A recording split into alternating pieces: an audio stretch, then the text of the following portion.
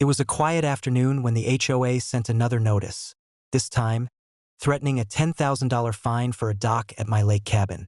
I had built the dock legally decades ago with permits and proper documentation, but the HOA didn't care about facts. They assumed intimidation and false claims could force compliance. Little did they know, I had an equally powerful card to play.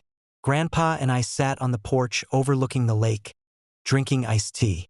"They never learn," he said, shaking his head. I leaned back, a calm smile forming. "They think money and authority are enough to make people submit. They don't realize that preparation beats arrogance every time." I pulled out a folder from the drawer, a collection of legal documents, permits, and photographs dating back years, including records proving that the HOA's own president had built an illegal dock without proper permits just a few summers prior. It was the perfect countermeasure. Their threats of fines could be turned back on them. By late morning, I had drafted a detailed response.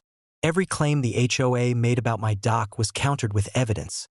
Maps, surveys, permits, and photographs showing the construction timeline. I included a copy of the HOA president's illegal dock, noting its violation of local and state regulations. The document was precise, thorough, and airtight. Grandpa leaned over my shoulder as I typed. "Make sure it's clear. They need to understand that you don't just own the land. You know the law better than they do."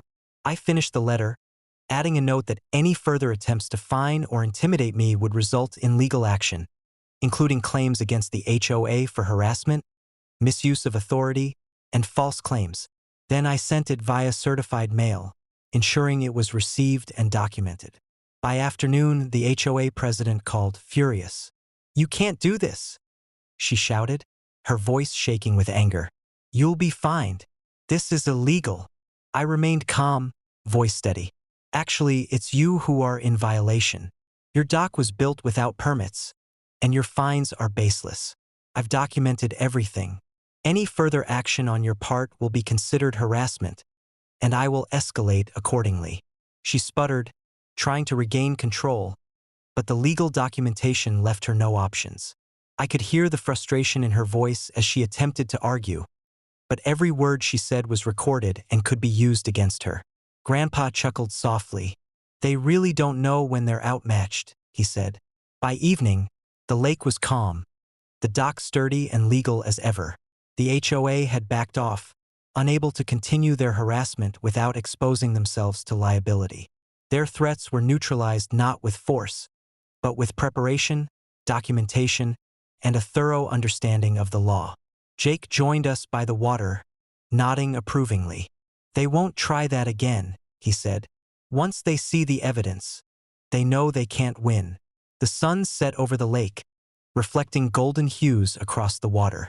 The dock stood proudly, a symbol of authority, preparation, and legal mastery. Karen's audacity had been met with an unshakable counter, and the lesson was clear.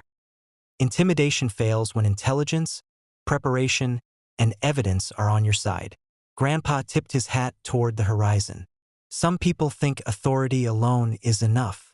They forget that knowledge, documentation, and preparation always trump arrogance." I smiled, watching the calm waves lap against the dock.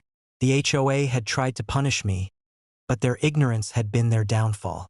The property, the dock, and the law were firmly in my corner, and any future attempts to intimidate would be met with the same meticulous strategy.